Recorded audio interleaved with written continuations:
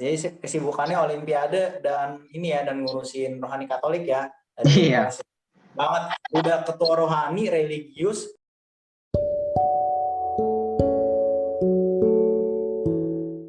Sembilan belas koma nol Caps FM Radio Kesayangan Anak Capkau. Hai. Halo Sobat Captins, gimana nih kabarnya pada hari ini? Nah, semoga gue harap kalian baik-baik aja ya. Nah, berhubung ini merupakan kayak penampilan gue dan partner gue yang pertama kalinya atau perdana, ada baiknya dulu nih kalau misalnya kita perkenalan diri. Nah, kenalin nih, nama gue Harley dan gue menjabat sebagai kepala divisi yang menaungi divisi ideologi. Dan perkenalkan, nama gue Mary dari subdivisi Ketuhanan Maha Esa yang menjabat sebagai sekretaris. Nah, kira-kira kita mau ngapain sih, Mer, pada siang hari ini? Mungkin kita bakal membahas mengenai subdivisi gue, yaitu Ketuhanan Maha Esa atau gimana. Mungkin lo bisa kasih tahu deh ke Sobat Capstin gitu.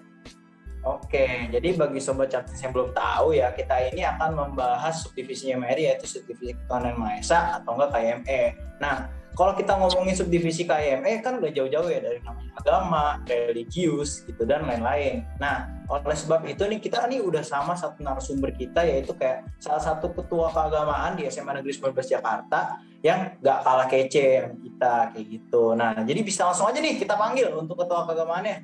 Mana nih? Halo. Nah, ketua keagamaan udah muncul nih. Boleh perkenalan diri dulu. Oke. Halo semua. Perkenalkan, nama gue Nicholas Go. Gue di sini sebagai Ketua Rohani Katolik di SMA Negeri 19 Jakarta. Waduh, keren banget. Oh, gue mau nanya dulu nih. Kita basa-basi dulu aja ya sebelum masuk. Boleh. Kira-kira kesibukan lu nih apa sekarang selain menjadi Ketua Rohani Katolik? Gue kebetulan selain di sini aktif di Olimpiade sebenarnya. Gue ya seperti biasa lah katanya, yang air quotes katanya murid-murid ambis gitu. Ya jadi paling di luar ini gue ngejar Olimpiade sih gitu. Kesibukan gue rata-rata. Jadi kesibukannya Olimpiade dan ini ya, dan ngurusin rohani Katolik ya. Iya. Banget, udah ketua rohani religius terus ambis pinter lagi. Wah, gila. Enggak lah. Banget ya sih kok. Enggak. Terus kan kita udah PTM juga nih. Nah, terus keranggapan lu tentang PTM ini gimana? Apakah kayak lu lebih suka di PJJ apa kayak PTM aja? Ada rasa campur aduk sih sebenarnya. Gue masuk PTM nih, yang pasti pertama kali masuk tuh beberapa minggu pertama rasanya capek banget, beberapa hari pertama apalagi ya, karena kayak tiba-tiba masuk stamina-nya belum ada, udah langsung dipaksa full tatap muka ketemu orang lagi. Tapi ya masing-masing ada ceritanya lah, dan menurut gue sih memang lebih seru dan lebih efektif sih PTM daripada PJJ gitu. Ada plus-minusnya lah ya PTM. Iya. PTM benar lebih efektif sih. Banyak murid juga yang bilang kayak gitu. Oke. Nah, menurut gue sih udah cukup lah basa-basinya ya oleh Nicholas nih. Nah, kita bisa langsung aja ke pertanyaan kita nih dari Mary. Bisa dibacakan kan pertanyaan kita yang pertama? Oke, untuk pertanyaan pertama, keunikan apa sih yang ada di agama Katolik? Mungkin kalau Nicholas boleh ngejelasin nih ke kita. Oke. Jadi agama Katolik ini sebenarnya merupakan cabang dari keseluruhan agama Kristen. Jadi sebenarnya ada miskonsepsi ya, kadang-kadang kayak Kristen Katolik apa sih bedanya? Itu berdasarkan dari satu cabang yang sama, awalnya dari gereja perdana, itu menjadi banyak cabang, dan gereja Katolik ini sesuai iman kita percaya merupakan hasil langsung dari gereja yang pertama kali muncul di Roma saat itu. Jadi ini merupakan, atau sifat yang biasa disebut tuh gereja apostolik ya. Gereja yang berasal dari para rasul langsung diberikan secara turun-menurun. Ini gereja yang kita miliki sekarang. Dan memang ya gereja Katolik ini juga mempercayakan tradisi, budaya, tradisi suci. Selain kitab suci, kita mengimani beberapa hal lain sih. Jadi ada beberapa sumber lain iman yang kita percayai. Ya, kurang lebih gitu. Oke, jadi kalau gua tarik kesimpulannya sedikit ya, Katolik ini merupakan kayak suatu cabang gitu ya dari Kristen ya. Padahal dulunya cuma ada satu agama kayak Kristen gitu ya, Nick. Kayak dulu cuma ada. Kalau lebih tepatnya dulu sih gereja perdana. Waktu itu kan memang umat Kristen di saat itu abad pertama, abad kedua itu masih lebih dikit. Nah, seiring perkembangan waktu tuh mereka berpisah jadi banyak-banyak gereja. Ada gereja Ortodoks Timur, ada gereja yang ada di Konstantinopel, ada gereja Katolik Roma, ada gereja, dan mungkin di abad pertengahan nanti pecah lagi ada gereja Protestan, Lutheran, Anglikan, dan lain-lain. Iya benar sih, makanya kayak kalau kalian lihat gereja-gereja di Indonesia ini kan banyak ya, kayak ada ya lu bilang gereja Katolik, terus juga kalau gereja Kristen kan yang setahu gue tuh banyak banget, kayak ada GKI, Iya. GBI, KRI, itu beda-beda lagi alirannya, kayak maksudnya mungkin tata cara peribadahannya yang beda ya, tapi ya maksudnya menyembahnya tetap Tuhan gitu loh. Ya benar, mungkin ada beberapa ketidaksepahaman akan doktrin lah, tapi ya intinya ya pasti kembali ke Tuhan. Oke, itu kalau dari gue. Dari Mary gimana nih? Ada tanggapan atau apa? Gue ada pertanyaan nih, karena tadi kan kalau Nicholas juga ada menjawab kalau ada kegiatan suci kan atau perayaan suci. Nah, kalau Nicholas boleh nggak sih ngejelasin ke kita perayaan suci itu apa sih? Dan contoh-contohnya mungkin bisa kok Nicholas kasih tahu ke kita gitu. Oke. Di agama Katolik sendiri itu ada 2 hari suci yang sangat penting, yaitu hari Paskah dan Natal. Mungkin ini sama seperti semua agama Kristen yang umum lainnya ya. Di agama Katolik itu merayakan Paskah itu dipersiapkan sudah sebulan sebelumnya. Masuk dari Rabu Abu itu seluruh umat Katolik diwajibkan berpuasa dan berpantang. Nah, nanti masuk ke Pekan Suci itu 5 hari sebelum itu kita merayakan mulai dari Yesus kembali ke Yerusalem, sengsara, wafat, dan kebangkitannya. Itu kurang lebih. Kalau buat Natal ya ada masa Advent dan lain-lain. Oke, jadi kalau dari yang gue tangkap nih kayak intinya kayak Katolik tuh bukannya ini apa gimana ya, tapi kayak Katolik tuh lebih ribet ya, kayak lo harus berpantang dulu, harus berpuasa, tapi itu semua sepadan karena lo kayak menyambut kayak kebangkitan Tuhan Yesus kan, Paskah, dan juga ibaratnya Natal, lo menyambut kelahiran Tuhan Yesus, banyak persiapan sih ya. Emang menurut gue itu sepadan sih dan worth it banget, kayak lo harus berpuasa dulu, berpantang dulu, dan juga ntar akhirnya lo udah lu bakal senang gara-gara kayak lu merayakan itu bersama dengan mungkin keluarga dan teman-teman kayak gitu. Ya benar sih. Yang penting lebih ke kesucian diri sih yang ditekankan. Oke. Kenapa? Nah, aku pengen nanya nih. Tadi kan ada kata-kata berpantang nih. Nah, kalau misalkan dalam agama lain kan berpantang tuh kayak hampir seharian full lah kan. Nah, kalau misalkan di agama Katolik tuh berpantangnya tuh dalam hal apa sih, Kak? Mungkin bisa tolong dijelasin gitu, karena aku agak kurang paham gitu ya. Oke. Kalau di agama Katolik sendiri, berpantang yang dimaksud tuh menjauhi dari nafsu duniawi. Dan ini gue yakin bukan cuma di agama Katolik doang. Ini merupakan suatu ajaran atau sudut pandang yang dianut di seluruh agama. Yang gue pasti itu Hindu percaya bahwa kita harus menjauhi dari hal-hal duniawi. Dan setahu gue, ya mungkin bisa salah juga, Buddha juga mengajarkan bahwa kita harus menjauhi dari hal-hal duniawi dan lain-lain.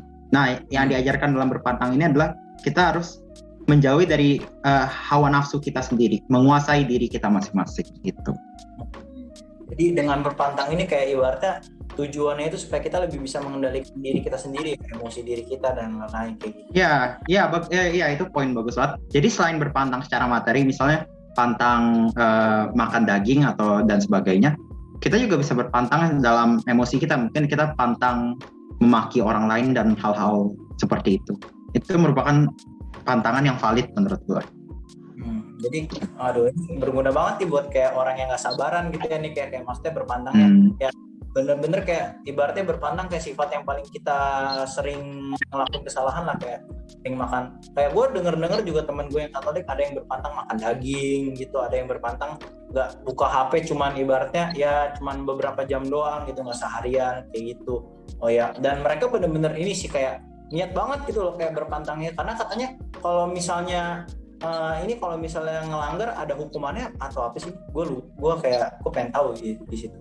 Sebenarnya gak ada hukuman sih. Itu menurut gue sih, atau sebagai sudut pandang gue aja, itu merupakan momentum dari kita sendiri. Jadi kita yang memberi arti dari pantangan kita. Jadi kita berpantang bukan karena ada hukuman, tapi kita yang ngartiin sendiri. Kita berjuang itu untuk diri kita menjadi semakin lebih baik.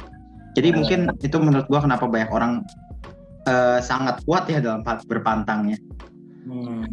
Karena mereka ingin membuat diri mereka lebih baik. Iya, karena arti pantang bagi mereka tuh ya mereka yang artiin sendiri, mereka yang kasih makna pantangan mereka gitu.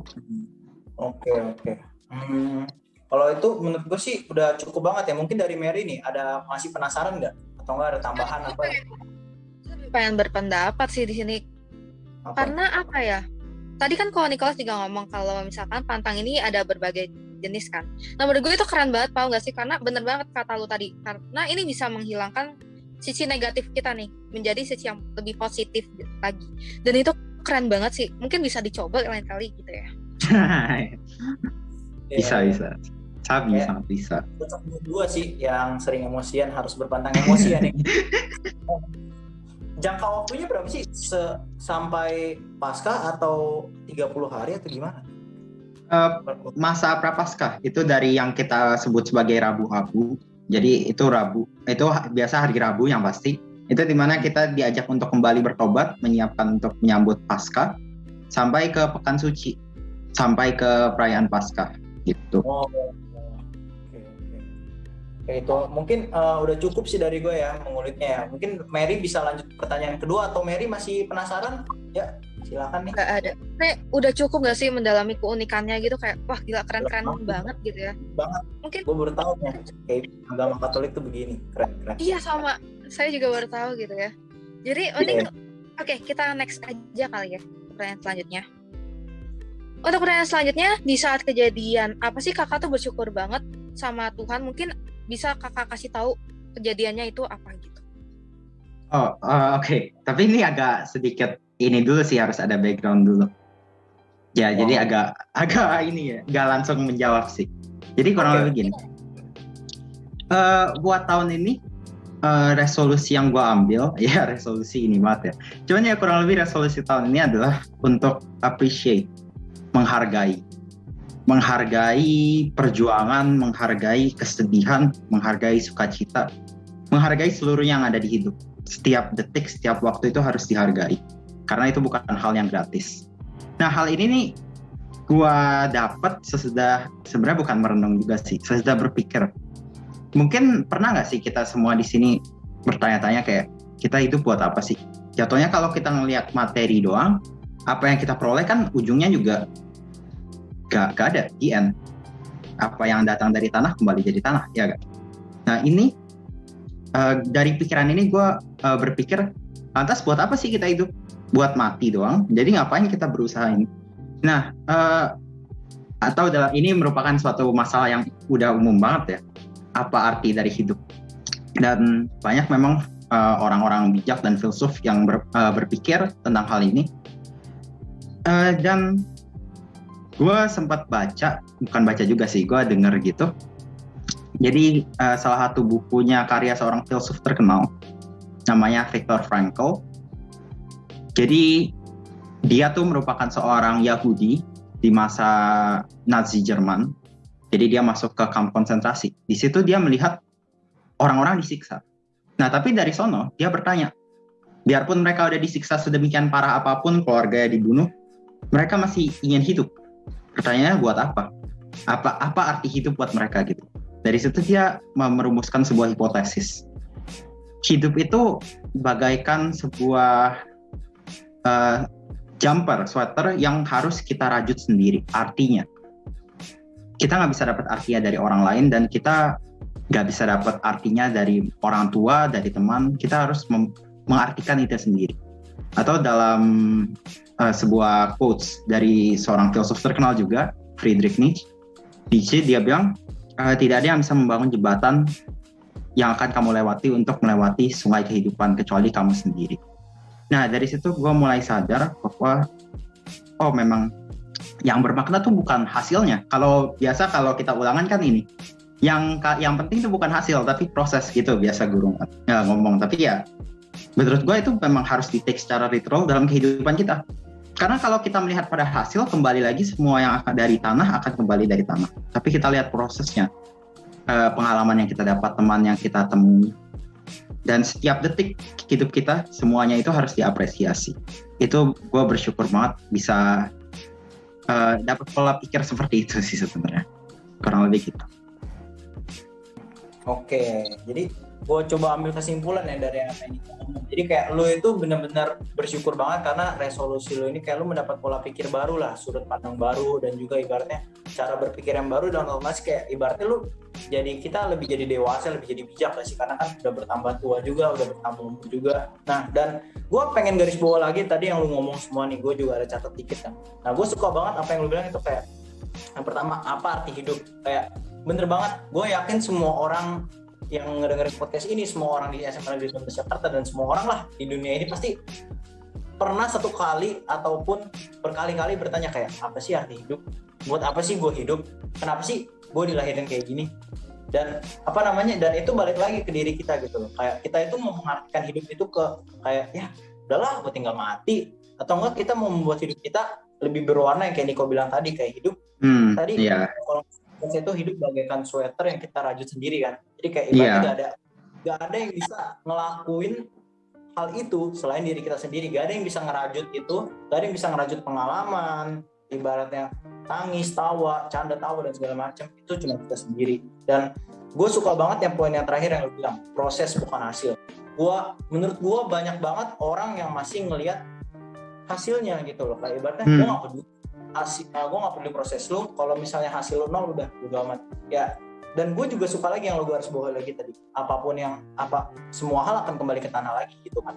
Nah, jadi gue pengen ibaratnya orang-orang di sini kayak ibaratnya mulai mempelajari loh, kalau misalnya proses itu juga hal penting gitu loh. Tanpa proses ya hasil bagus juga nggak bakal bisa kalau misalnya kayak nggak ada proses yang hebat, proses yang lama, proses yang membutuhkan waktu dan segala macam. Kayak gitu sih dari gue. Dari lu gimana? Kalau dari gue sendiri terharu ya mendengar kata-kata kok Nicholas gitu, karena kayak apa ya, emang gue pernah mikir kayak buat apa sih gue hidup, kayak kita tuh cuma mikirnya di sedih-sedihnya doang gak sih, kayak kita gak mikirin bahagianya. Dan menurut gue keren banget sih, karena kita harus melihat di balik-baliknya juga. Kayak gue pernah sedih, gue pernah seneng, kayak seseneng itu sama orang. Dan menurut gue dari proses itu kita bisa menjadi seseorang yang lebih baik lagi dan bisa mencapai sampai hari ini gitu. Dan menurut gue itu keren banget, dan itu bisa jadi pelajaran juga sih. Oke. Kira-kira ada pertanyaan lagi nih Mer buat Kak Nicholas? Ini udah makin seru nih kayaknya. Ada dong. Untuk pertanyaan selanjutnya akan gue bacain lagi ya. Oke, untuk pertanyaan selanjutnya, apakah ada kejadian buat iman kakak Nicholas ini goyah gitu? Mungkin ada nggak sih kak kejadian kayak gitu? Bisa kali diceritain? Sejujurnya sih ya, kalau gue ngomong jujur, gue nggak pernah merasakan kayak iman gue tergoyahkan tuh. Sejujurnya gak pernah. Kenapa? Karena gue mengimani suatu agama sebagai kepercayaan gue dan sebagai aturan moral yang gue anut untuk berinteraksi terhadap sesama.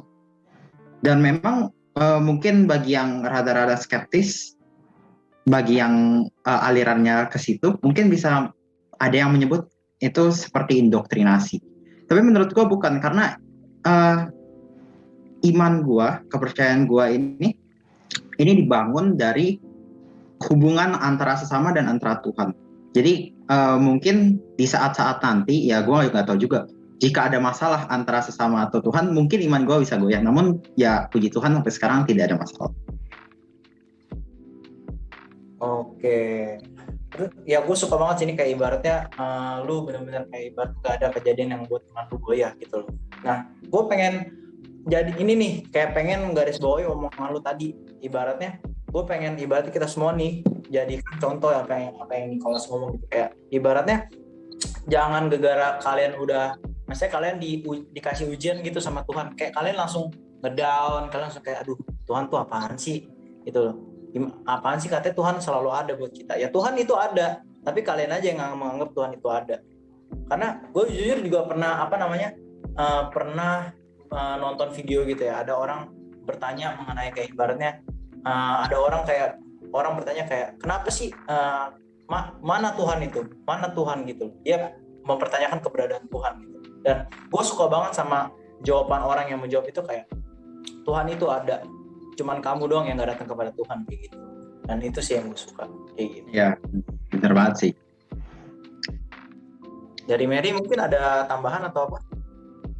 Enggak ada sih. Mungkin kita lanjut aja kali ya ke pertanyaan berikutnya. Sip. Oke, untuk pertanyaan berikutnya, ada nggak sih sesuatu yang membuat kakak suka sama agama yang kakak anut sekarang, yaitu agama Katolik? Dan apakah hal tersebut yang membuat kakak nyaman sama agama kakak sekarang? Mungkin bisa kak dijelasin. Oke, yang pertama pasti gue lahir di keluarga Katolik dan tentunya itu berpengaruh banget karena seiring perkembangan hidup gue lewat agama ini, gue udah ketemu banyak orang, banyak teman-teman yang menginspirasi, dan juga banyak organisasi-organisasi yang gak bakalan gue temui seandainya gue bukan agama Katolik. Jadi mungkin ya karena memang udah dari kecil, udah dari ini, makanya bisa nyaman. Dan memang karena yang sekali lagi gue percaya dan gue imani memang ajaran gereja dalam berinteraksi dengan sesama. Gitu sih, jadi kenapa gue bisa nyaman.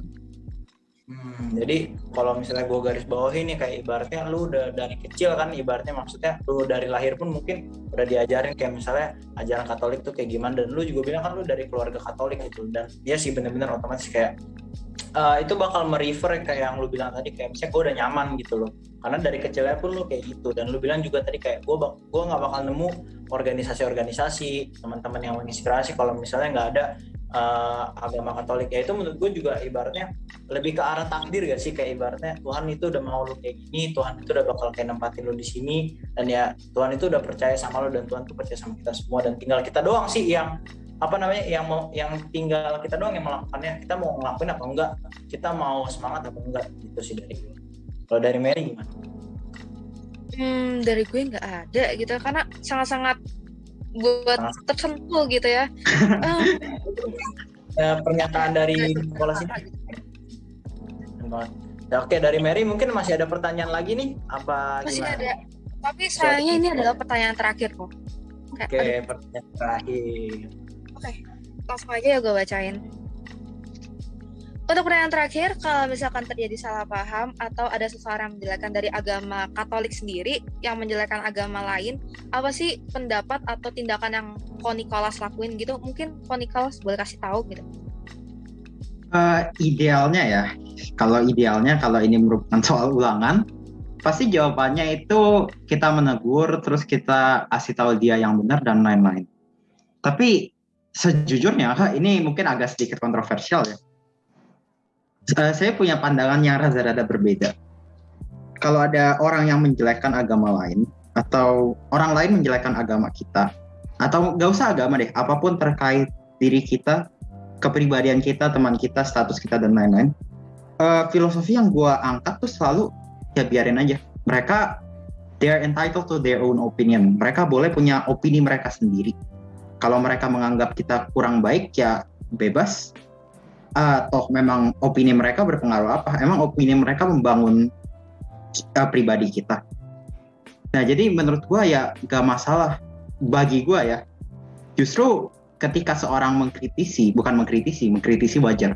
Ketika orang memaki, bukan hanya agama, namun diri kita, kepribadian kita, dan lain-lain, mereka tuh sedang memproyeksikan kekesalan mereka sendiri. Dan kalau dari hasil yang gue lihat ya, apapun yang lu lakuin, jadi istilahnya kalau lu berdebat sama batu, lu gak bakal bisa menang. Mau lu kasih argumen yang paling bagus sedunia pun, batunya bakalan diam doang. Mereka cuman balikin aja kata-kata yang sama. Nah itu menurut gue hal yang sama. Kalau lu ketemu orang yang memang kerja yang maki-maki agama orang lain, memang menjelek-jelekan orang lain, mau lu bikin argumen seindah apapun, sepuitis apapun, ya dia gak bakal menerima, karena memang dia bukan yang tindakan yang dia lakukan tuh bukan didasarkan oleh suatu hal yang rasional. Jadi ya menurut gue buang-buang tenaga sih. Biarin aja mereka membenci, biarin mereka ini, toh memang itu gak ada pengaruhnya ke gue, ya gak masalah gitu. Oke, gue jujur ya, bener-bener gue suka banget sama jawaban lu. Kayak ibaratnya ya, kalau misalnya lu nanya orang pertanyaan kayak gini, pasti kebanyakan orang bakal jawab, iya bener yang lu bilang. Udah, gue bakal ngekritik dan bakal bilang kayak itu tindakan yang gak baik, apa segala macam. Udah kayak basi banget gak sih, common banget pertanyaan kayak gitu. Jawaban kayak gitu maksudnya. Dan lu di sini kayak, gue suka banget karena gue jujur juga, gue termasuk orang yang bisa nge-respect, bisa mencoba untuk mengerti kayak kalau orang punya pandangan, kayak orang punya POV baru gitu. Karena menurut gue pandangan itu ada banyak, dan gue suka juga pendapat lu yang lu bilang kayak ibaratnya mau orang ngekritik kita seini apapun, orang ngatain kita segini apapun, yang penting kan yang tahu diri kita itu kan kita, yang tahu kita salah apa enggak kita. Bisa aja dia ngekritik gara-gara dia nggak tahu apa-apa, bisa aja dia ngekritik gara-gara dia cuman kayak dikambing hitamkan, mungkin dia taunya yang nggak dia taunya malah dia tahu bukan hal yang benar gitu. Nah, gue suka banget kayak yang lu bilang, ibaratnya lu berdebat sama batu pun ya lu nggak bakal menang, karena apa ya, mau lu mau ngomong seapapun, lu udah ngomong sampai mulut lu berbusa kan, lu juga udah nggak bakal bisa gitu loh, karena ya balik lagi dia orangnya nggak bakal peduli sama lu, dia cuma peduli sama diri dia sendiri ya. Karena itu sih ya bener juga ya, gue suka banget di saat lu ngomong kayak ibaratnya udah biarin aja, kita yang penting fokus kembangin diri kita sendiri. Kita walaupun juga ibaratnya dimaki ya, kita nggak perlu masukin semua ke hati. Mungkin ada benernya juga dia nge-maki, tapi ya kita masukin 100%. Kita hidup berdasarkan gue nggak suka banget kayak kita hidup berdasarkan omongan orang gitu loh. Kita jadi apa yang orang mau ya. Menurut gue sih seharusnya kita lebih ke arah diri sendiri dan kita menjadi diri sendiri sih. Kayak gitu. Dari Mary gimana? Nah, kalau dari gue pribadi, gue nggak setuju sama kalian berdua nih. Kita beda pendapat nih. Nah, waduh. Karena apa ya? Kalau misalkan kalian ngediemin terus, orang ini tuh bakal terus mencaci maki agama lain atau budaya orang lain. Dan menurut gue di sini kita harus memberhentikan itu. Misalkan kayak kita dan kasih tahu, jangan gitu dong, soalnya kan kita negara yang mempunyai banyak agama, budaya dan yang berbeda-beda kan. Dan menurut gue dengan kita memberitahu atau kita menegur, itu dia pasti bakal akan sadar gitu. Kayak oh ya, gue salah nih sini, gue nggak boleh kayak gini. Dan menurut gue kita nggak boleh ngediemin orang kayak gitu, karena kalau misalkan gitu rantainya akan memanjang. Paham kan maksud gue? Kayak akar pohon aja, kalau misalkan dia didiemin dia akan terus menjalar gitu. Tumbuh. Gitu sih kalau pendapat gue. Masuk akal sih. Cuman yang pengen gue pendapat gue satu lagi sih.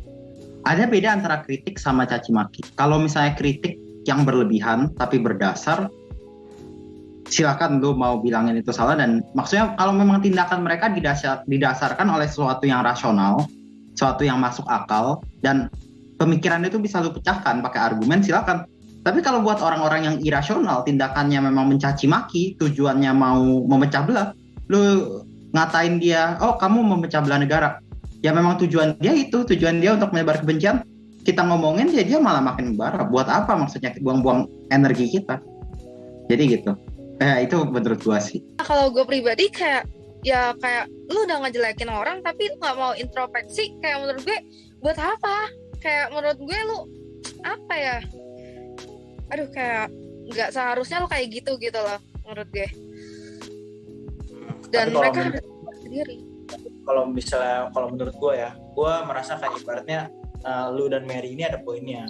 Gue merasa Mary itu poinnya ibaratnya ya dia lebih ke arah nggak terima lah, kayak maksudnya kenapa maksudnya lu mengkritik kayak gitu, apa maksud lu kayak gitu loh. Kalau Niko kan lebih ibarat kayak maksudnya sudut pandang Niko tuh kayak ibaratnya kita itu kalau misalnya udah tahu tujuan orang mau kayak gitu ya, namanya tujuan orang kan ya kita nggak bakal bisa ubah, karena ya dia tujuannya udah jahat gitu, mas tujuannya udah ke arah negatif ya kita justru malah harus membuat diri kita itu gak ternodai, gak terrasuki oleh kata-kata dia gitu. Justru itu sih yang gue bilang kayak gitu. Kalian berdua sih gue bisa mengerti kayak ibaratnya sudut pandang kalian masing-masing itu kayak gimana gitu. Menurut gue kalian berdua itu benar, tapi benarnya itu di arah yang berbeda gitu sih. Dari Mary ada tambahan lagi apa lu masih masih kayak ibaratnya gak serap nih sama Gak serap. keren Horor banget, tapi gue nggak serap. Karena apa ya, kayak lo boleh menjelek-jelekan kita, tapi lo ngejelekin kita tapi kita ambil positifnya aja. Kayak mungkin perkataan dia ada benernya gitu, paham nggak sih? Nggak selamanya komentar negatif dari mereka itu buruk gitu. Mungkin komentar negatif mereka bisa buat kita jadi lebih baik lagi gitu kan. Mungkin kan dengan kita menunjukkan kalau misalkan kita bisa lebih baik gitu, mungkin dia akan sadar kalau oh ya ini orang nggak mempan ya kalau kita jelek-jelekin, jadi yaudah deh diemin aja gitu kalau menurut pemikiran gue gitu. Mungkin bisa sih Bisa. Ya sekali lagi itu sih menurut gua ya benar sih, gua sepakat. Tapi menurut gua ya ada perbedaan antara orang yang mengkritik dan orang yang mencaci maki gitu. Kalau orang yang mengkritik itu berdasarkan dasar, oh dia lihat, oh mungkin sistem yang lu anut jelek, oh mungkin secara teknis lu belum melaksanakan ajaran agama, oh mungkin lu memang orangnya gini. Itu tapi berdasar suatu hal yang nyata, dan memang mau kita denial gimana pun kita semua bisa sepakat bahwa hal itu objektif. Sementara kalau orang mencaci itu dia mengkritik tanpa dasar, dia cuma ngatain hal-hal yang jelek, tapi ya kenapa ya gak tahu, cuma ngatain doang gitu istilahnya. Nah kalau misalnya kayak gitu menurut gua ya udah mau diapain. Yang kalau lu tanggepin ya dia tambah ribet, tambah marah. Benar. Iya. Dasarnya orang kayak gitu kayak cuma mau cari perhatian dong, kayak ibaratnya. Nah, orang tanggepin kayak makin suka, ntar banyak yang benci apa segala macam kayak gitu. Bener sih maksudnya. Tapi gua mungkin yang Mary maksud tuh lebih ke arah mengkritik ya, nih kayak maksudnya kayak ibaratnya mengkritik. Iya. Kritik tuh kayak ibaratnya dia tahu ada yang salah, dan dia juga tahu gitu loh maksudnya. Gak cuman dia kayak ngelihat salah langsung kayak ngambil kesimpulan gitu loh. Dia kayak ibaratnya ngelihat salah, mikir dulu, mencoba cari tahu ini kenapa, dan kalau misalnya ini jadi kritik kayak gitu sih mungkin. Iya itu. Udah. Udah asrak. Topik ini aspek itu ya, gue setuju sih. Gila, keren. Disanggah loh. Mantap. Keren. Oke.